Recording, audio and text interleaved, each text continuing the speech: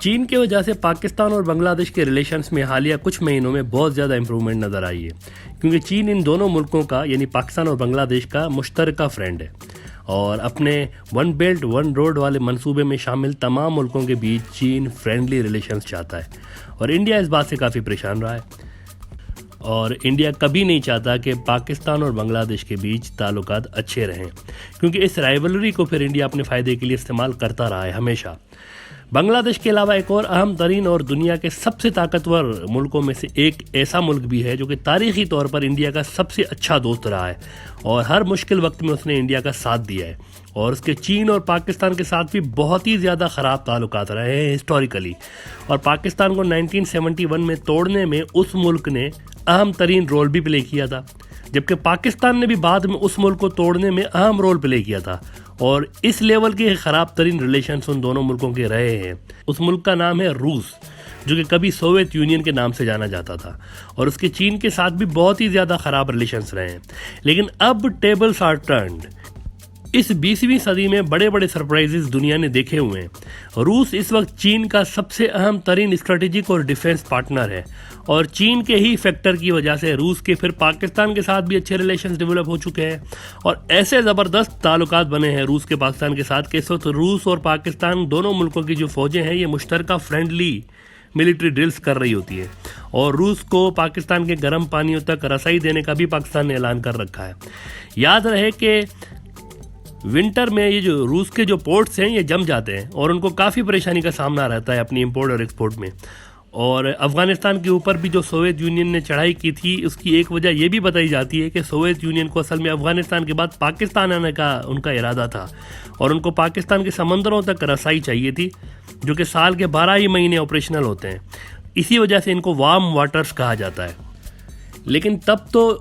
Soviet union का ये objective हासिल नहीं हुआ था और सोवियत यूनियन टूट गया था, और इससे फिर सेंट्रल एशिया की ये जो मुस्लिम रियासतें आप देख रहे हैं ये वजूद में आई थी, जहाँ पर मुसलमान अक्सरियत में थे, लेकिन ये इलाका था सोवियत यूनियन के कब्जे में। और पाकिस्तान की जो खुफिया एजेंसी है ISI, इसके लिए भी कहा जाता है कि उनका एक बहुत ही अहम रोल था इन मुल्कों को आज़ाद करवाने में। और यहाँ पर चलने वाली जो रिलीजियस मूवमेंट्स थी, जो कि फ्रीडम मूवमेंट्स थी, उनमें जो नारा इस्तेमाल होता था वो भी पाकिस्तान के नेशनल पोइट अल्लामा मोहम्मद इकबाल का ही एक बैत था, जिसको इन मुल्कों की जो फ्रीडम मूवमेंट्स थी उनमें लगाया जाता था। और वो नारा सेंट्रल एशिया की ये जो मुल्क हैं इनकी दरो दीवार पर नज़र आता था। वो स्लोगन ये था कि मेमार हरम बाज ब तामीर जहाँ खैज़ अज ख्वाब गरां ख्वाब गरां ख्वाब गरां खैज़, यानी कि हरम पाक की तामीर करने वाले मुसलमानों उठो और नई दुनिया नए वर्ल्ड ऑर्डर की तामीर करो, ख्वाब गफलत से जागो नींद से जागो। ये अल्लामा इकबाल का बैत था जो कि इन मुल्कों की जो फ्रीडम मूवमेंट थी उनमें इस्तेमाल किया जाता था। इस लेवल का माजी रहा है सोवियत यूनियन और पाकिस्तान का। लेकिन आज देखें कि रूस पाकिस्तान के साथ खड़ा नजर आता है मुकम्मल तौर पर, और इंडिया से इस वक्त रूस मुकम्मल तौर पर कट ऑफ हो चुका है, ऑलमोस्ट कट ऑफ हो चुका है। इसका आप अंदाज़ा इस बात से लगाएं कि हर साल इंडिया और रूस के बीच एनुअल समिट होती है और सालाना ये समिट मुनक़िद की जाती है रूस और इंडिया के बीच। और इस साल जहां रूस और पाकिस्तान की मिलिट्री ड्रिल्स हुई हैं कोविड के बावजूद, वहीं पर 2 दिन कबल रूस ने इंडिया के साथ अपनी ये जो एनुअल समिट हो रही होती है इसको कैंसिल कर दिया है। तो 20 साल में ये पहली बार हुआ है, पहला मौका है 20 साल में कि रूस ने ये जो समिट है इसको कैंसिल कर दिया है। ऐसा कभी नहीं हुआ 20 साल में, ये पहली बार हुआ है। इस पे इंडिया के जो फॉर्मर डिप्लोमेट हैं अशोक सजनहार साहब, इनका कहना था कि यह वाकई परेशानी की बात है कि हम वर्चुअल मीटिंग तक नहीं रखवा पाए। अब यहाँ 2 सबसे अहम रीजंस हैं जिस वजह से यूँ समझें कि रूस ने बीजेपी सरकार को खुड्डे लाइन लगा दिया हुआ है, और रूस और इंडिया की ये जो दूरियां हैं ये खुल के दुनिया के सामने नज़र आ गई हैं। एक तो ये है कि चीन रूस का सबसे बड़ा मिलिट्री और ट्रेड पार्टनर है, एक तो ये रीज़न है, और उसके साथ इंडिया के ताल्लुकात नहायत ख़राब हैं चीन के साथ। और दोनों मुल्कों की जो फ़ौजें हैं ये लद्दाख में आमने सामने खड़ी हैं, और नॉर्थ ईस्ट में भी कभी भी इनकी लड़ाई शुरू हो सकती है, वहाँ पर भी जो मैदान है ये गर्म हो चुका है। एक तो ये रीज़न है कि चीन को रूस इंडिया के मुकाबले में ज़्यादा प्रेफरेंस देता है और उनकी जो सेंसिटिविटीज़ हैं उनको नज़र में रखता है। यहाँ पर आप ये भी याद रखें कि कुछ टाइम पहले जब लद्दाख में सूरत हाल बहुत ही नाजुक थी इंडिया के लिए, तो इंडिया के जो डिफेंस मिनिस्टर थे ये रूस गए थे हंगामी दौरे पे, और रूस को उन्होंने कहा था कि चीन के खिलाफ हमारी मदद करें और हमें वेपन्स दें अपने। और S-400 मिसाइल डिफेंस सिस्टम जो इंडिया ले रहा है रूस से, जिसके लिए पेमेंट ऑलरेडी इंडिया ने कर रखी है, इसको ज़रा आप हमें जल्दी डिलीवर कर दें। तो हुआ ये कि जल्दी डिलीवर करना तो दूर की बात है, रूस ने उल्टा टाइम बढ़ा दिया कि इसकी डिलीवरी आपको इस साल तो होगी नहीं, 2021 में देखेंगे, अभी तो आपको नहीं मिल सकते। काफ़ी टाइम से रूस की ग्रीवेंसेस हैं इंडिया के साथ, जिसको वो वक्तन फ़वक्तन उसका इजहार भी करता रहा है। तो एक तो ये चीन का फैक्टर है। दूसरा फैक्टर ये है कि रूस इंडिया से इस बात पर भी शदीद नाराज़ है कि क्वाड की आड़ में और अमेरिका की जो इंडो पैसिफिक स्ट्रेटेजी है, इसके नाम पर इंडिया दरअसल रूस के दुश्मन अमेरिका को एशिया में लाकर मजबूत करना चाहता है, अमेरिका का किरदार मजबूत करना चाहता है एशिया में, जो कि रूस कभी नहीं चाहेगा। क्योंकि चीन और रूस ने बड़े मेहनत के साथ कई सालों की जो उनकी स्ट्रेटेजी है, कई सालों की उनकी मेहनत के बाद उन्होंने अमेरिका का रोल एशिया में ख़त्म कर दिया हुआ है, और इंडिया उसको दोबारा मजबूत करना चाहता है, रिवाइव करना चाहता है। चीन और रूस ने पाकिस्तान के साथ मिलकर, आपको याद होगा कि अफगानिस्तान में और सेंट्रल एशिया से मुकम्मल तौर पर अमेरिका को खदेड़ा हुआ है।